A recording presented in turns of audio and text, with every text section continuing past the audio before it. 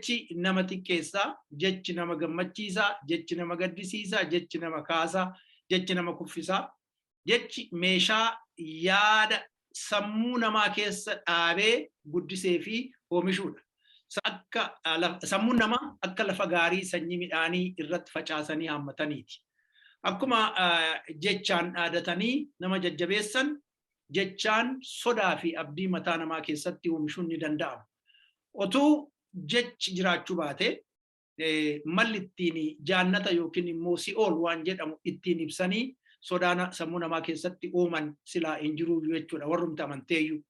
Egaa jecha prosperity party jedhamu iyyuu kitaaba amantee keessaa fuudhanii nama ittiin gowwoomsuun sirna minilik deebisanii haaromsuuf akka yaalaa jiran sana hunda jecha shanee jedhamu immoo hoomishanii hamlee namootii waboo qarqaaraa jiranii cabsuuf shanee jedhanii bocaa jiru warri prosperity ofiin jedhan kun jechuudha.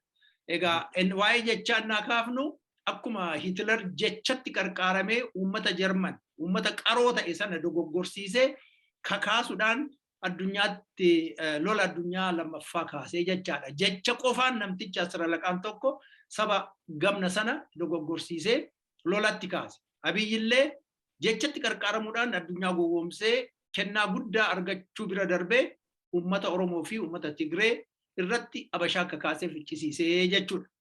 Akkuma waggaa 80 dura Hitler jechatti qarqaaramee yaada badaa namootii adii keessa kaa'uudhaan amma neonazi skinhead Ku Klux Klan jedhamu jecha olaantummaa adii sana inni hoomishee qofforee sammuu namaa keessatti dhiisee darbe waggaa 80 har'a immoo Pippiin haala sanatti qarqaaramuudhaan waboon saamtuudha, waboon hattuudha kan jedhuu fi waboon kaayyoo hin qabdu, waboon saamtuudha jedhee sammuu namaa keessatti wanni firii dubbii uumuudhaan akka namni waboo sana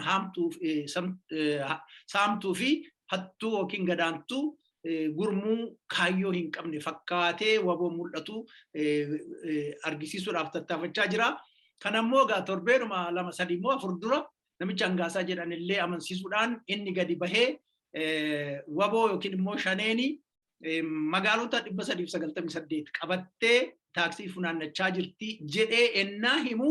Egaa kaleessa immoo dheengadda immoo Abiyyi immoo irra deebisee sabni Oromoo maaliif akka ijoollee nama saamtu kana kaayyoo dhabeettii kana ennaa namni turistiillee gara Wanciitti finnee akka horii argatu ennaa gochuu barbaannu sabni maaliif akka of keessa kaa'e waradaan qeen tokko maafii of keessa akka kaa'e jedheetu keessa naanna'ee egaa marii hataatamaa kana irratti dubbachaa jira jechaadha. Egaa harka lafa jalaatiin immoo suuta jedhee amala gandummaa ijoollee warra Wallaggaatu dhufa jedhan kana saamaa jira jedhee gandummaallee sanyii gandummaa yookiin immoo biqiltuu gandummaa sammuu Oromoo keessatti dagaagsuudhaaf tattaafata jechaadha. Kanammoo bilbilaan ijoollee waltajjii Oromiyaa kanatti asiifachi bilbiluudhaan warri Wallaggaa kana goote kanaafan shanee jibbee warri Wallaggaa maaluudha jedhanii akka isaan odeessan ijoollee tokko kan dafanii dubbiin hubannetti ilmaan Oromoo Saudi Arabiyaa keessatti illee dararamaa jiran gadaawochi nama jeeftuudha jedheetuyyuu maqaa ilmaan Oromoo biyya Saudi Arabiyaa manadhaa keessa jiran waan Oromoon hundi bakkee deemtutti nama qaltu fakkeesse qalbii namaa keessa warri biyyaa baqatanis baddu akka ta'an irratti gaa yaada kana innaa hubattu maaltu jira maaltu ta'aa jira naannoo ati dhalattetti dirreen cinnii fa'itti fakkeenyaaf.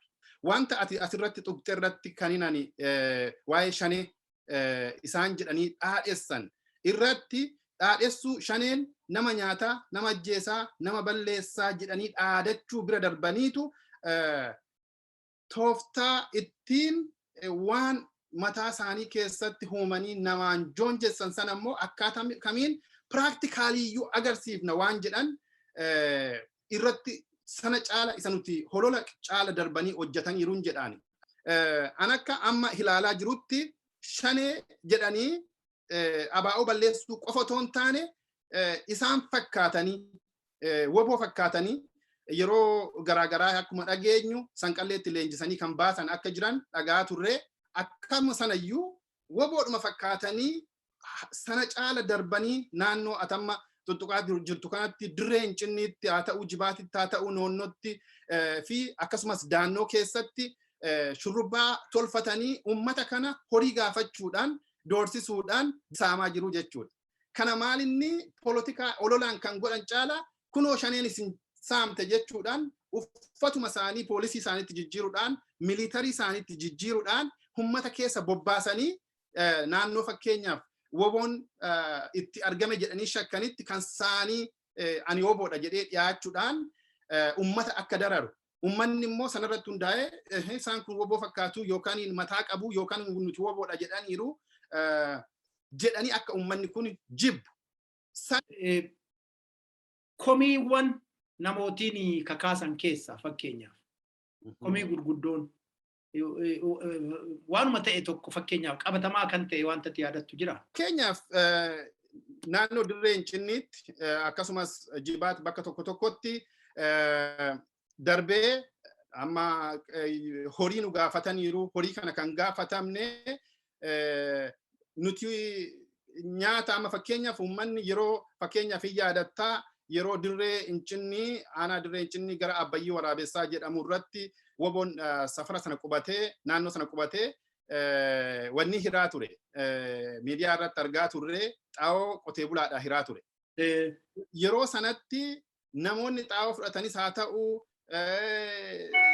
tokko torban lama naannoo sana socho'ee ammas yeroo naannoo sana socho'utti wanti ummanni komii dhiyeeffate hin jiru. Surumayyuu ummanni walii birmatee horiidhaanis haa ta'u nyaataan haa ta'u waan adda addaatiin akka ijoollee kana kunuunsaa turee fi ijoolleen immoo ummata kanarraa waa akka hin barbaanne yoo fedhii isaanii ta'e malee kan jedhutu ture. Woboo fakkaatanii dhufan horii kan gaafatantu jira jedhanii yeroo ummanni komii kaasee dudubbatu dhagaan ture. Akkamitti yeroo darbe akkana jettu har'a immoo akkaataa kamiitiin horii nu gaafatan jettu jedheellee iddoon itti gaafadhe ni jira. So komiin sun egaa ummata irratti maaltu deemaa ture maaltu deemaa jira kan jedhu yoo egaa suuta jennee ilaalle naannoo sanatti kaleessa irraa eegalee yookaan dheengaddarraa intarneetiin citeera. Akkuma jirutti gudarii gadi dirreen cinni jibaat noonnoo daannoo naannoo kanarraa citee intarneetiin citee waraanni itti ergamee ummata mandara keessa deemanii tokko tokkoon gaaffii garaagaraa gaafatanii ummata dararaa boochisaa fi rakkisaa akka jiranidhaan quba qaba.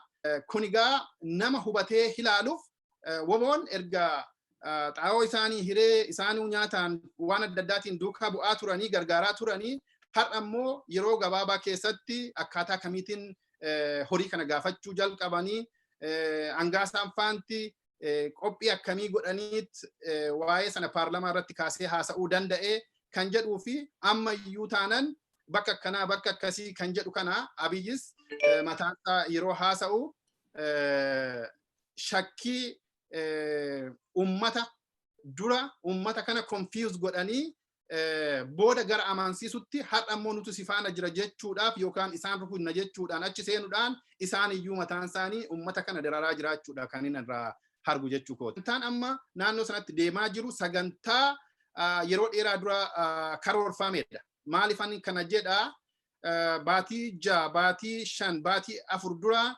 ummanni ummata wajjiniin wal makee yeroo dheeraadhaaf achi jiraachaa ture. Ummanni afaan Amaaraa dubbatu kuni ofuma saatiin otoo namni tokko hin tuqin otoo namni tokko homaayyuu isan godhin yeroo isaan guyyaa saafadhaan midhaan isaanii loon isaanii qabeenyaa isaanii fe'anii too naannoo fakkeenyaaf naannoo Jibaa keessaa naannoo daannoo keessaa mattuu keessaa gara tokkotti isaan socho'an akkasumas lafoota isaan kun warra dirreen cinni ilaallatu kun Jibaan laalataa Jibaa keessaa socho'anii deeman ummanni akka gudiitti ilaalaa ture jechuudha. Socho'eellee fagoo hin deemne achuma daangaa gibeerra iddoo Amaarri naannoon baay'atee jiru irratti deemanii qubatanii daargee lafa jedhamu karaa gibee daangeessu karaa naannoo Guraageetti natti fakkaata lafa Silkaambaa jedhamu irra gadi deemanii qubatanii ummanni suni yeroo murtaa'e booda yeroo sana gaa midhaanis hin geenye wanta adda addaa hin geenye qotee bulaan inni keenya namoonni waluma gaggaafatanii wanta akkanaa ta'ee jedhanii seenaa akkasii odeessaa turanii maaliif ta'e yeroo jennee duukaa buunu baatii murtaa'e booda ijoolleen waggaa 18 fi amma jaarsa fiigee loluu danda'utti akka meeshaa hidhatanii deebi'anii naannoo sanatti mana gubaa turan naannoo keessatti nama 20 bakka tokkotti kan ajjeesan sababiinsaa sababii yeroo dheeraa itti qophaawamaa turedha jechuudha. So sanarraa ka'uudhaan erga yeroo dhufanii deebi'anii too qe'ee Oromoo guban maal gochaa turanii waan Oromoon qabu ni saamu, qabeenyaas ni saamu, loonis ni saamu jechuudha. Sun amma ammaatti itti fufee jira. Ummanni erga baatii 4 baatii 6 amma mana ofii keessa hin bulu maaliif mana keessa gubachuu sodaata. Bakka hedduudha aanaalee Jibaa keessa gandoota 20 ol 30 olitti dhiyaatan gara gadiirraa namni buqqa'ee mana isaarraa ganda aanaadhuma Jibaa keessatti ganda gara Maaruu keessa gara Baaxiixaa Adaamii Maaruu Hukkee kan jedhamu irraa horii Oromoo dhufanii hooffatu. Beeku tolcha. Eenyu akka ta'e adda adda baafatee hin beeku namni. Argitee lafti bal'aadha. Iddoo garaagaraatii dhufaniitu horii sana saamanii deemu. Warra naannoo jirus yoo beektes homaa wanti gootu hin jiru kana booda already akka diinatti ilaalu namoota kana keessaa ajjeesaniiru. Fakkeenyaaf ganda Maaruu Hukkeetii nama akka narsiitti hojjetu tokko Tasfaayee kan jedhamu erga ajjeesanii as bakka adda addaatti deemanii namoota midhaan isaanii hammatan otoo midhaan dhaatanii ijoollee garaagaraa mana gubanii ajjeesaa turanii beektuyyuu ebelu kun jettee wanta ati fuuldura dhaabattu hin jiru. Meeshaa qabu dhufanii hooffatu. Amma fakkeenyaaf fakkii tokko kan hin argee dhufanii sangoota hooffatanii deemanii sangoota 6 yeroo ollamman afaan Oromootiin kan isaan dubbatan. Maaliif afaan Oromoo dubbatu ree warra Amaaraa kun Amaarinyaan haasa'anii moo beekaa waboodha akka jedhamuufi? Eeyyee kan isaan jechuu surumayyuu kan isaan jedhan dhiigni Oromoo hin dhangala'aa isin zim jettanii maasitti Amaara wajjiniin hudduu walitti galatanii teessu jedhaniitu jechaa dhufu. Oromoo fakkaatanii lolani. Tole. Sangoota oofanii erga deemanii booda sangoonni isaanii kan argamte sangoonni warra sanaa inni ayyaafatanii irra qaqqaban qe'ee Amaaraatti lafa isaan horii Oromoo saamanii jiranitti argamanii jechuudha sangoonni sun. Tole eega akkas ta'e eega kana beeke namni waboon nu saamte keessaa ijoolleen isaan gara lixaatii dhufanii kana raawwatu jedhee maa hasaree namni maa hin beekao Amaara ta'us. Bakka hundatti hin beekan amma fakkeenyaa fi horii iddoo amma kan inni haasa'aa jiru lafa Jibaatitti warra Amaara ta'uu isaanii bifaanuu beekaniiru afaan Oromoo dubbachuu isaaniitu isaan ajaa'ibee kanaafuu sangoonni keenya eessa jirtiidhaan yeroo isaan qoratanii akka isaan bira jirtu irra qaqqabame jechuudha. Ifumattis immoo horii isaanii fe'atanii duraan bakka qabatanii waan turaniif midhaan keenya dhaanna jedhanii harroota sangoota fardeen horii hoofaa turanii. Tola oofu moo lolaan oofu tolcha naan galle? Kan abbaa barbaadanii namarraa hari'ataniitu goodaa keessaa. Warri Amaaraa moo? Hidhatanii finxaaleeyyoonni Amaaraa kan jiran. Amman baay'atu amma naannoodhuma Jibaat kanatti meeqa ta'aniitu Oromoo baay'ee kana keessatti kana gochuu danda'u? Jibaat keessaa bakka baay'eerraa bakki isaan duratti of qopheessanii socho'antu jira. Yeroo dhufan deebi'anii mootummaanis ni gargaara qabeenyaa isaanii warri loltuun ishiin federaal jedhanis jara wajjin dhuftee irraa saamtimoo duuba gorteetu iyyuu naannoo Walisoo rakkoon hin jiru, Salaalee rakkoon hin jiru, Gindabaratti akkanaan jiru, Jalduu hin jiru.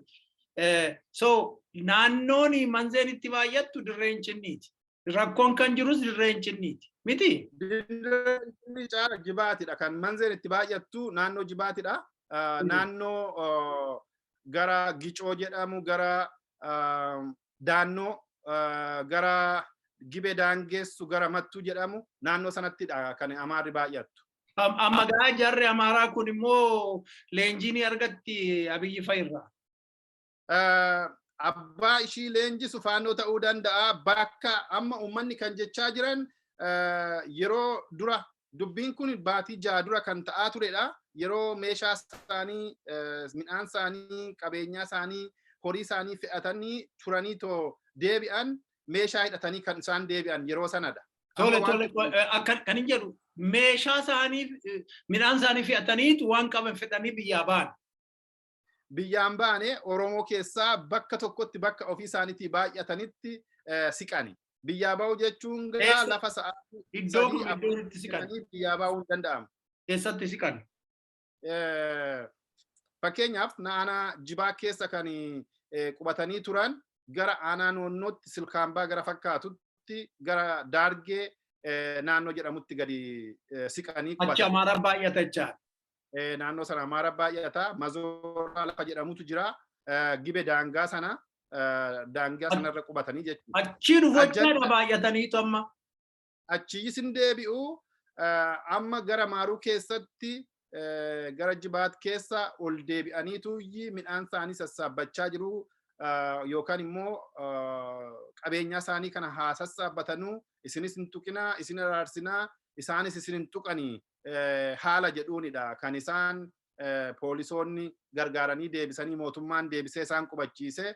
Isaan garuu har'umallee humnaan horii Oromoo hooffatanii midhaan keenyaan naannaa jedhu horiin deebi'e immoo hin jiru jechuudha. Mootummaan ati jettu kun OPDO'dhuma miti? Eeyyee. OPDO'dhumatu jara Amaara kana deebisa dashiin baqattee jechuudha. Erga isaanis mi'a isaanii kaafatan malee hidhatanii uummata Oromoo irratti mana gubuutti deebi'an.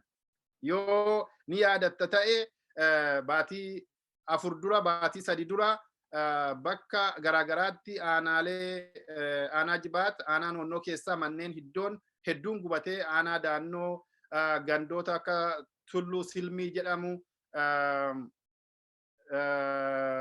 Arreeree jedhamu keessaa bakka adda addaatti manneen hedduun gubachaa turanii aanaa Noonnoo keessatti bakka tokkotti namni 20 du'ee ture. Sunigaa ajandaansaa kan deemaa ture yeroo dheeraadhaaf Amaaronni of qopheessaa turanii jechuudha. Karaa gama biraatiin mootummaatu ittidhaa ture Oromoo irraa hiikamaa ture kan jedhamu haasaan yeroo darbe haasa'amaa ture. Sana booda immoo erga isaan of qopheessanii booda amma kan isaan gochaa jiran as deebi'aniitu warra as deebi'e kun warra qophaa'ee hidhatee jirudha. Amma akka oduun jirutti naannoo Gibee irratti bakka Oromoon itti isaan hin argine yookaan immoo isaan hin to'anne bakka baay'inaan isaan jiranitti leenjii walii kennaa jiru kan jedhus. Gibeen kun daangaa Jimmaati miti Amboo fi Amboo. Gara Xollayitti ceesisaa gara Iluu Abbaa Booraa Jimmatti kan ceesisudha. Jechuun Amboonis hin daangaa jechuudha. Noonnotu daangeessa. Inni naannoo Horroo hin beekama Goojjam irraa dhufu. Immoo Goojjameen baay'een immoo Horroo keessa jirti. Naannoo waltajjii Oromiyaa keessaa lafootii atamma maqaa dhoofte kana kan akka Jibaatii fi Noonnoo fi maaloo kana achuma qofadha rakkoon kan jiru malee egaa otoo silaa waboo ta'e otoo rakkoon kan waboo ta'e rakkoon akkanaa Salaalettis Jalduuttis Gindabarattis Waddeessa kun Amboo qarqarattis lolli jiraa Gudarii yookiin immoo kun waasuma Mugar biratti waan akkasii dhagaameen beeku waboon nama saamti kan jiru. Kanaaf inni Abiyyi saamtuudha jedhee akka waboon saamtuu fi kaayyoon qabeenya akka nama gurmuu kaayyoo hin qabne wayii shiftaadhuma Oromoo saamu Oromoo ajjeesu Oromoo kaamsu jedhee inni odeessu sun amma qabatamaadhaan sanatti miti wajji wal fakkaataa jechaadha. Inni bahee kan kana dubbatuuf caalatti amma kan baay'ee mataa keessa naannoo maal seeta. Laalee waan inni dubbate keessaa tokkoffaa gaafii barreessaniitu iyyuu warra bakkee bu'aa jedhamtu kanatti hiran. Beekamaa. Maattamitti beekamaa already deebii qaba namichi. Lecture godha hin argita. So gaafiin darbanii namatti hiraniitu iyyuu jarri sun waraqata dubbisu argite ta'uu ta'e. Waan inni barreessee sana dubbisu. Isa iyyuu dura baay'ee galateeffataniitu mari'achiin maaloo achiin Itoophiyaan achiin jedhanii Amaariñaadhaan dubbataniitu warra Oromoo ta'e iyyuu Amaariñaan dubbataa dura iyyuu kan dubbatte Oromoo fakkaatti wanni mataatti keewwattee argitu wanni Oromoo fakkaatti. Garuu dabballeewwan kun maqaa fi bakkee sababuu jedhamu. Garuu otoo rakkoo bakkee sabaa sana bu'anii dhuguma filamanii dhufanii naannootti rakkoo jiru beela jiru fa'aa kaasuu yoonuma sana harka baasanii dubbatu. Yookiin immoo gaafii waraqataan hin dubbisanii turan. Ofuma isaaniitii sammuu keessaa haasa'uu ture. Amma gaasa dargiin dirijitaawii assaraar jedhu sana nama amanan xurumbaa isaanii tokko gama kaanii waraqatatti tiraniitu hundi isaanii dabaree idda tarkaa dubbisanii sana booda inni waan argiteetta taanaan nootii hin qabatu. Cal jedheetum taa'ee dhaggeeffataayyoo idda jarri waan dubbisanii gaafiidha jedhanii komplimentii wanni isa jajanii jedhanii booda tarree galchee hima jechaadha. Waan inni hime sana keessaa saamtummaa waboo kaayyoo dhabeettii ta'uu waboo kana odeesse namichi. Karaa biraa immoo shologlokteetuyyuu iddootti argamtu hin qabdu ganda baay'ee balleessine balleessuu hin dandeenye jedhe. Sana dura immoo waanuma wabooyyuu hin dubbatinaa jedhee dhoksineerru kunna jedhanii turan. Saba namichi isaan dura faqaaduu jedhan immoo dura gadi bahee maal jechaa ture jaritti kana balleessuudhaaf qurxummii balleessuu barbaadan bishaanichuma gogsuu barbaachisa jedhanii Gindabaratti keessaa Gindabaratti naannoo Abunaa irratti mana gubaa turan saba irratti yeroo baay'ee dedeebisan. Inni naannoo ati amma itti dhalattee kun inni nuti haasofnu kun adda. Maaliifin Amaaratti toochi wanti lama akka adda bahuun barbaada asirratti. Wanti lama akka adda bahu kan inni barbaadu uummanni naannoo sanaa kan rakkina argaa jiru bakka lamatti qoonnee ilaalla. Bakka lamatti qoonnee kan ilaallu kan mootummaan otoo beekuu hidhatee uummata keessa socho'ee uummata jeeqaa rakkisaa jiru ifatti kan bahee beekamu kan mootummaanis beeku kan uummannis beeku inni finxaaleeyyii Amaaraa daangaa gibee qubatee achi amma Jibaatitti dhufee yoo barbaade horii saamee fuudhee deemu yoo barbaade mana gubu yoo barbaade nama ajjeesu karaa deemu hunda irratti amma immoo erga baatii 3-4 kana godhanii booda yeroo ammaa kana horii saamuu jechuudha. Yeroo lolli ka'uu barbaadan mana gubuu barbaadan baay'ataniiti kan isaan dhufan amma gara 300 ta'anii deemuu danda'u. Baay'inni isaanii akkasii garuu 300 sun wal faana hin deemuu jedhan. Maal godhuu kutamanii baay'inaan 15 gargar faca'aniitu kan isaan deeman. Garuu xiyyeeffannoon isaanii naannoo balleessuu barbaadan sana irratti deemaniitu mana gubuu nama ajjeesuu horii saamanii fudhataniitu midhaan isaanii haammatu jechuudha. Kuni amma fookasii kan gochaa jirru aanaalee akka naannoo Jibaat irratti kan haasa'aa jirru jechuudha. Woboodhaanis waan wal arguu hin qabu. Woboon inni Jibaat keessa jira jennee yeroo gaafannu ijoolleen jiran uummataan walitti bu'anii hin beekan, uummata tuqanii hin beekan, uummata wajjin rakkoo hin qaban. Amaaraatti leenjifamaniitu Oromoo lafa silaa'uu keessa beekan dhufanii ajjeesuu nama 300-400 ta'uu jetta. Jarri eega mana ta'ee Oromoon immoo yoo xiqqaate 5,610 ta'a naannoo sanatti miti. Attam ta'ee ofirraa dhoowwuu dadhaberee. Baay'ee gaaffii bareedaadha. Oromoon naannoo kana qubatee jiru tokkoffaa meeshaa mootummaan irraa hiikeetu jira. Duruma otoo jalqaba harka duwwaadha. Jalqabumayyuu irraa hiikeera. Lammatallee irra deebee milishoota ofii isaatii hidhachiisee irraayyuu mootummaan hiikeetu jira. Mootummaan jechuun warra OPDOti kan mootummaa jedhamanii biyya heegna jedhanii taa'an warri PP kun ganda keessa jiran sun irraa hiikaniiru jechuudha. Milishaadhuma gandaallee irraa hamanuu dadhabanii irraa hiikaniiru jechuudha. Amaara irraa ni hiikne. Amaara itti hidhan irraa ni hiikne. Amaaratti hidhanii Oromoo irraa hiikanii OPDOon mataan shiyoo Amaaraa jecha. Namoota maaruu keessatti ajjeesan namoonni kun poolisiin aanaa noonnoo qabeera jarreen kana namoota hedduu baay'inaan kan deeman warra Amaaraa kana qabee poolisiin kana poolisiin qabee ture poolisootuma jidduutti iyyuu mataan isaanii lolatu ka'ee jechuudha. Poolisiin inni tokko haa gadhiifamanii 5 ajjeesanii jedhee inni kan biraa immoo lakki qotee bulaadhaa ajjeesanii hin gadhiifamanii kan jedhutu ka'ee jechuudha. Amma wanti nuti irraa haasa'aa jirru waa'ee finxaaleeyyii Amaaraa Oromoo keessa dur qubatanii turanii naannoo isaaniitti dammee leenjisanii dhufanii warrumti dura Oromoo wajjin achi ture itti agarsiisanii keessa hoofanii gochaa jiranidha. yaaddoon amma jiru of leenjisaa jiraachuun isaanii naannoo laga Gibeetti of leenjisaa jiru kan jedhu hoduutu jira. Dhugaa ta'uu dhiisuu mala of leenjisaa of qopheessaa jirudha. Kan biraa isaanumtiyyuu ummata keessa walii gad deemanii waan jechaa jirantu jira.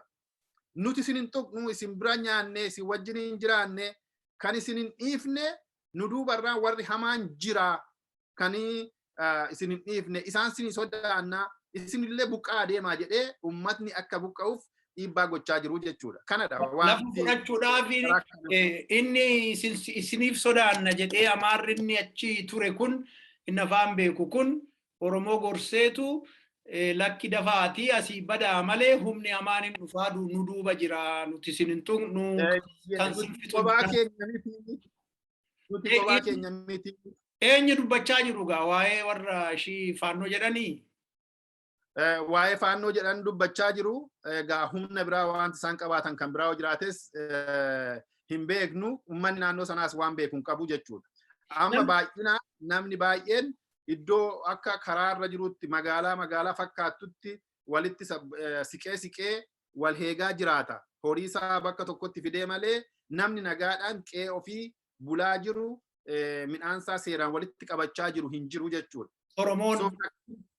Oromoon Amaara sodaateetuyyuu magaalatti baqatee baadiyyaa dhiisee galee naan jetta. Kan ammoo kan inni sodaate tokkoffaa hidhannoo jaan qabneef. Lammaffaa warri aangoorra jiru dhimma Oromoo jaan qabneef namni tumsuuf hin jirreef. Dhimma hin qaban. Tole. Amma eega akkana ta'e egaa naannoon suni abdiin inni qabu maaliree? Amma gaa wanni namni sirraa qulleeffadhe tokkoffaa waboon naannoo sana iyyuu hin jiru. Namni kaan immoo ijoolluma keenyatu nu saama jedhee kan dubbatu immoo jira. Ijoollee keenya nu saama waboon nu saama jedhee inni odeessu kuni ijaan arge moo ija afaan Oromoo nama dubbatu dhagayeeyyuu akkas jedhamoo iddoo sanatti naagaluu didagaa. Eega Amaara ta'ee Amaara addaan baasanii silaa'uu hin beeku. Maaliif iyyuu akkana? Amma baay'ee gaaffii bareedaa na gaafatte. Gaaffiin kuni achuma noonnoo keessaa bakka xiqqoodha. Maalinni kan jedhame nuti woboodha jedhanii itti bilbilanii horii fidii jedhanii nuti woboodha jedhanii namni horii ijaa hin qabneef baqatee magaalatti galeetu jira. So namni bilbilaanitti bilbilee horii nuu kennuu qabda kan bilbilaa jiru waboodha jedhee silkee bilbila irratti haasa'u jira jechaadha. Sun hattuu ta'uu danda'a. Ajandaan kun lamaan wal adda. Waan Amaarri gochaa jirtuu fi waan karaa biraatiin immoo uummanni komii himatudha. Inni dabalataa aanaalee akka Jibaat, akka Dirree Hincinnii keessatti woboo fakkaatanii uummanni bakka itti addaan baafachuu dadhabetu jira jechuudha. Woboodhuma fakkaatanii nu gaafatu, horii nu gaafatu. Yoo ilaallee akka isaan itti uffatanis woboodha. Woboo ta'uu isaaniif dhiisuu isaanii addaan baafachuu hin dandeenye. Woboon akkamitti horii nu gaafata 100,000 50,000 jedhee nu gaafata. Gaaffiin jedhu Jibaa keessattis Dirree Hincinnii keessattis kan deemaa ture uummanni xiqqoo kan gaaffii akkasii gaafachaa ture.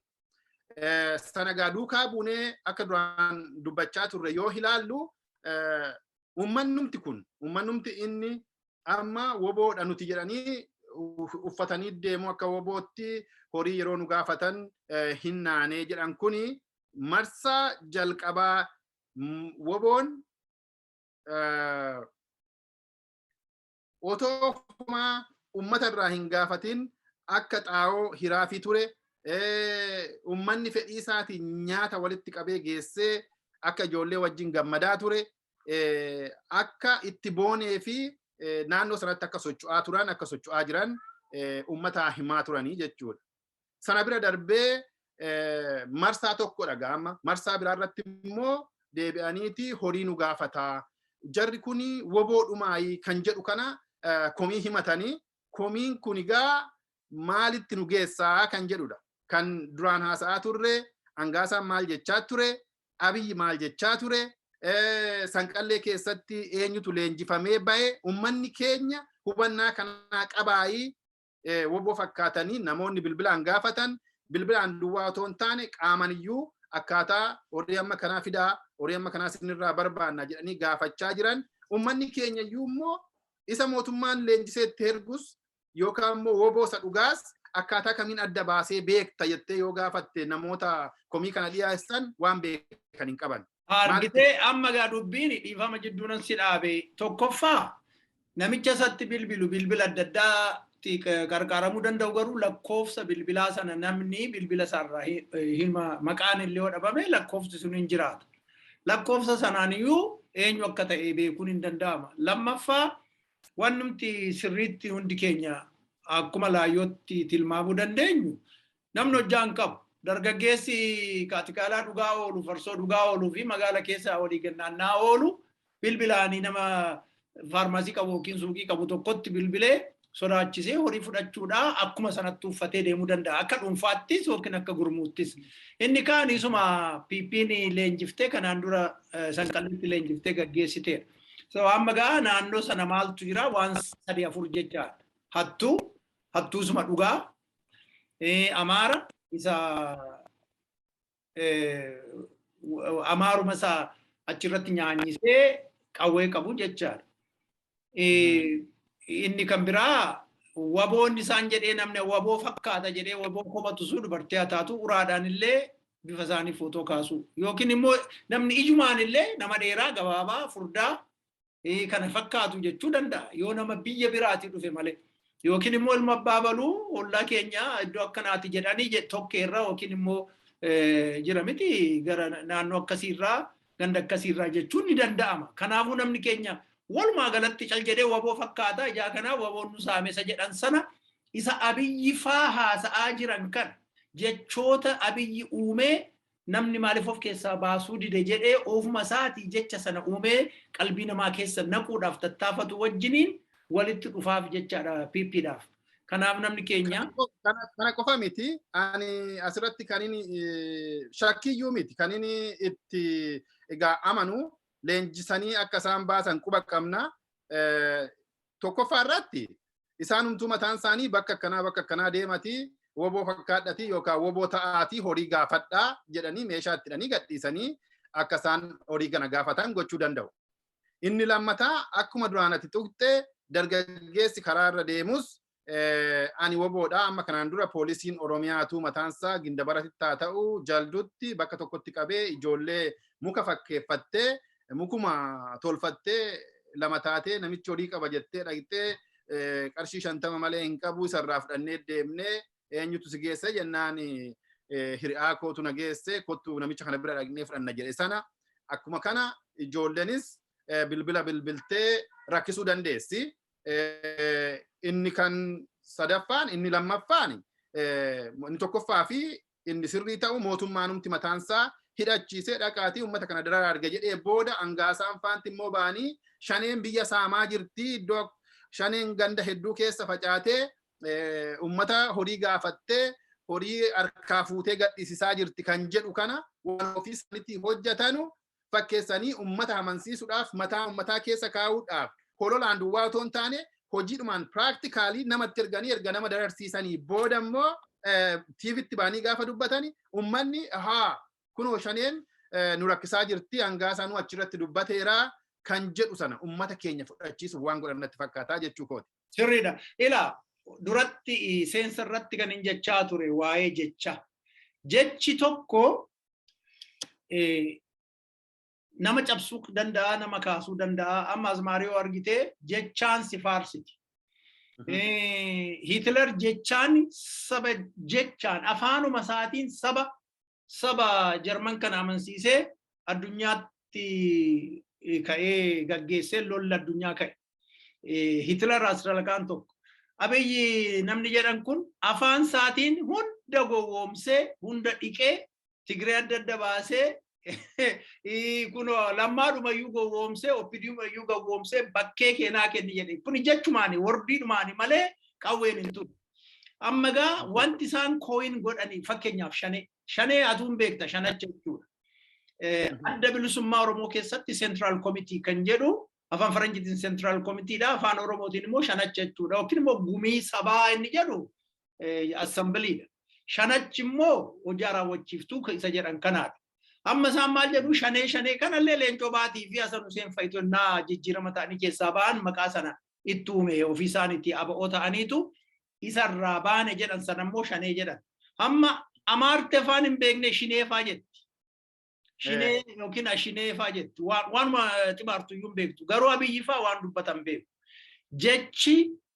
Jechi wannidha biqiltuu lafa gabbate tokko lafa kosii ta'e tokko keessa dhaabdee guddiftu wajji wal fakkaata. Mataa namaa keessa shakkii kaa'uu dandeessa, yaada kaa'uu dandeessa, sodaa kaa'uu dandeessa, maqaa balleessuu dandeessa. Nama tokko immoo fuutee afaanumaan waaqaan ga'uu dandeessa, goota taasisuu dandeessa. Amaarri nagarree Musee yeenyaa Musee jettennaadhuma jechumaan kaabbaatti uffisanii waaqaan ga'anii nama kana guddisanii jechaadha. Amma namootiin keenya doofaawwan tokko immoo maal jedhu abbichuu abbaa malaa sun amma jecha abbichuunis jecha abbaan malaas jecha namtichi waan gamna ta'ee fi kun akka qusee dinagdee faa kana sadarkaa sanarra waan jiru fakkeessu jechaadha. So walumaa galatti namni keenya ani akka inni amma si wajjin haasa'ee hubadhetti akkuma beektu namni nyaatee buluu qaba. Ani fatotoocha jiraanne otoo hojjaa hin qabnu ta'ee maaliin filannoon nuti qabnu laayyoon dhaqanii saamu. Kanaaf waboon sabni jaalatu sabaafan dhaabbadhe bilisummaa saba kootiifan dhaabbadhe jedhee qoraan baatee midhaan naanna'ee namaaf tumu kun saba koon bilisoomsa jedhee lubbuu isaa'uu kennu attam godheetu immoo ganzaba horiinaa kenni jedhee harree fi gaangee hatuu danda'a. Kanaaf gochi Piippiin aangoorra jirtu kijaba isaanis immoo inuma argita amma kaleessa nan dubbatu dhageessetta yoo ta'e 5D jedheen wanni lecturii godha. So wanti inni gabaasa jedhee silaa waggaa 4 keessatti raawwanne irra jedhee dhiyeesse tokko hin jiru. Wanni inni jedhu garuu lecturii gara fuulduraatti yoo wanci cufnee turistiin dhufe jedhe turistiin iddoo dhufu hin beeku ani laga amittii sanaa ilaaluudhaaf. Yoo akkas goone gara fuulduraatti akkana ta'a jedha. Yoo jabaannee hojjenne ekspoortii gochuu dandeenya jedha. 5D jedheetu iyyuu dialogue, democracy. Dialogue jechuun behaasaadha. Garuu of wajjin haasa'aadha. Corbaari.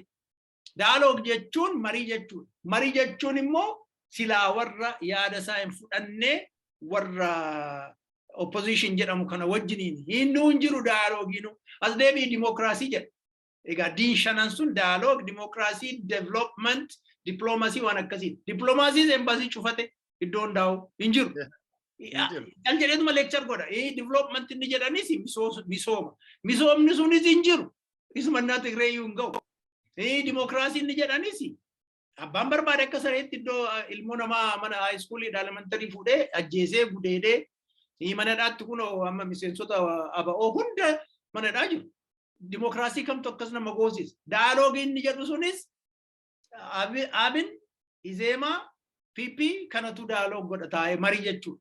So nama kijibaa akkasii gurmuu kijibduu akkasii immoo jecha ittiin nama joonjessitee biltsiginnaa jettee namni hundumtuu nan sooroma jedhee akka habjootu godhu jecha sanatti qarqaaramuudhaan sirna Minilik deebisanii harka lafa jalaatiin ijaaruudhaaf tattaafatu. So jarri kun farra. Namni keenya waboon akkas nasaamte waboon akkas taate kan jedhu xiqqoo dhaabbatee yaaduu qaban jedha. Maaliifin keessaa'u naannoo Oromiyaa guutuu Arsii haa ta'u baha Oromiyaa haa ta'u lixa Oromiyaa haa ta'u iddoon datti waan akkanaan taane. Iddoon kun ta'aa jiru iddoo manzeen qubatte lafa ati amma maqaa dhooftu naannoo ammayyaa fi shananii fi jibaat noonnoo fi silkaambaa maal jette kana. Kanaafuu rakkoon keenya Amaaraa, rakkoon keenya hattuudha, rakkoon keenya dinagdeedha, hojii dhaminsa dargaggeessa godaa keessa fandalalaa ooluuti. Mala uummanni keenya mala beekuu qabaa jechuudha. Yoo bilbilaan gaafatan bilbila sana qabachuu, yoo bifaan dhufanii gaafatan suuraa kaafachuu. Of course namni hidhatee dhufu tokko yoo ati suuraa kaaftee safety keetiifis sodaachuun ni jira dursitee. Garuu mala ittiin ammam dheerataa maal fakkaataa shurrubbaan isaa kun akka woboo dhugaati moo wiigii hidhate isa bitanii ofitti hodhan kana jedheellee adda baafachuun ni danda'a. So maalumaafuu kan nuti uummata keenyaan jennu yoo bilisa baasuudhaaf beela'ee lagatti galee rasaasni yeroo diinni makiinaan fiigee irraan diroonii fi xiyyaaran itti dhukaasu sana jala dhaabbatee diinaan lolee uummata kana bilisa baasuuf namni lolu tokko galaana ofi jalaa booressu galaana ofii booressuuf hin deemu sana hubachuu qaba waan jedhuudha ergaan keenya har'a. Dhugaa keetii baay'ee galatoomi. Dhugaa dubbachuudhaaf naannoo egaa kun amma inni godina Ambooti miti waan nuti dubbannu kun godina Ambooti. Godina Amboo keessa lafa baay'ee jira. Hincinni dhaqii yookiin immoo gincii asii gadee as gorii meexxii fi Xulee Jalluu Gindabarat Midaaqanyii Dirree Gadaa Baakkoo Geedoo kun hunduu lafa nuti beeknu. Lafuma kana keessa bakkee manzeen Amaarri jirtu qofadha rakkoon kan jiru. Sun kan namatti argisiisu waboon otoo badduu taate idduma tokkotti leenjifame kaayyoonuma tokko qaba. Wanniin isaaniis ajajaan isaaniis tokkichuma ittaanaanis ajajaanis tokkichuma waltajjummaa qabu. Kanaaf waboo fakkaatanii warra saamantuyyuu dubbii kanan bakkee Amaarri jirtutti kana hoomishe malee otoo silaa hannii fi kaayyoo dhabinsaa fi naamusa dhabinsi silaa jiraate iddoo kaanittis waan kana dhageenyaa turre jechaadha. Kana namni keenya keessatti irra jira. Kan biraa kan nama ani meddee saalfadhu namni baay'een Ambootti boonaa ture zamana Tigreesadha. Amma Amaaraanis reebamee hin qaaneeffannaa. Basaastuunis Amboo keessaa baay'attee Oromoo ajjeesisuu fi diina jala Amaara jala galuushii baay'een Amboo keessaa burquun keessaa jalduu fi waddeessa warruma fira kootii kan. Kun hunda achi keessaa burquunis nu qaaneffachiisa. Gaafa dura ani haala kana hubadhe yaa jaran Ambootti qaaneffachuuf deemnaan jedhe otoo isaanuu kanan godhin. Eenyuun arrabsaa namicha hangaasaa jedhan ofii isaatiiwuu Amboo karaan ta'e bita yookiin mirgaanaa jiraatu nama hin beeknetu yoo bakkee Amboo bu'ee nama ani san kan abaabileen ko waggaa kuma meeqa handhuura Amboo keessatti dhalatanii lafti magaalli sun qe'ee keenyatti hundoofte deebitee naqeetti jechaadha mandareen Turumbaan warra Amaaraa kun. Naanna'ee dhugaan jiru Oromoon baruun kan irra jiru akka hin qaaneffanne ajjeesanii du'uunis waa ta'u. Uleenis dhagaanis eeboonis bodeenis ofirratti waraananii du'a gootummaa du'uun aadaa keenyayyuu Oromummaa keenya. Sun dubartii haa ta'u dhiira jaarsaa haa ta'u ijoollee xiiqii san of keessaa qabaachuun hadhaa san of keessaa qabaachuun aadaa keenya ture nun qaanessinaan jedha. Lammaffaa maqaa namaa bifa namaa ol keewwadhaa yoo dandeessan footoo kaasaa bilbila isaanii ol kaa'aa diinatti ni minaa lammiitti maatii ol nutti dabarsaa gadi baafnee saaxillaa jecha. Kan biraa Oromoon baruun kan irra jiru yeroon warra amma aangoo irra jirtu qabdu gabaabdu. Affaar keessa bilisa baasaan Affaar magaala gurguddaa qabatee jira. Tigraay guutummaa guutuutti bilisa. Amaarti silaa nuti humna qabdi jennee nuti har'a maqaa dhoofnu har'a Gondar ishee harkan jiru warra Agawuu fi Qimaantitti galeera abbaatti deebi'eera biyyi. Gojjamee tafe gojjameen iyyummoo garri caalu Oromoo innuu lolachaa jira mo'achuma Matakkal keessa.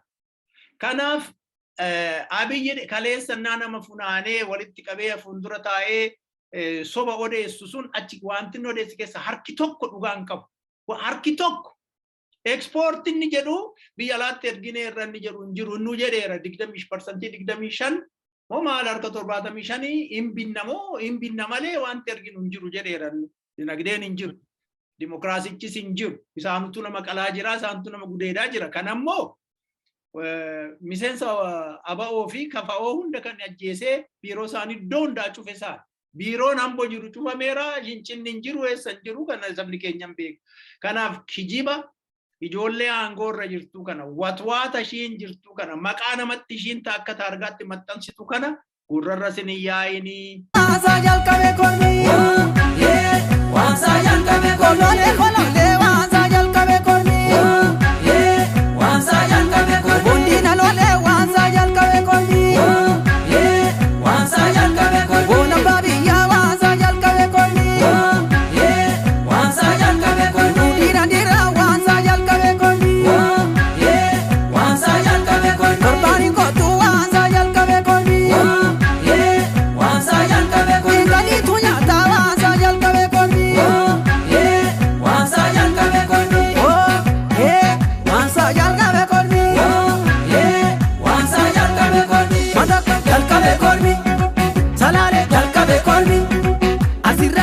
jalqabe kormi gitarra jalqabe kormi wajjirra jalqabe kormi edorra jalqabe kormi udarri jalqabe kormi amborra jalqabe kormi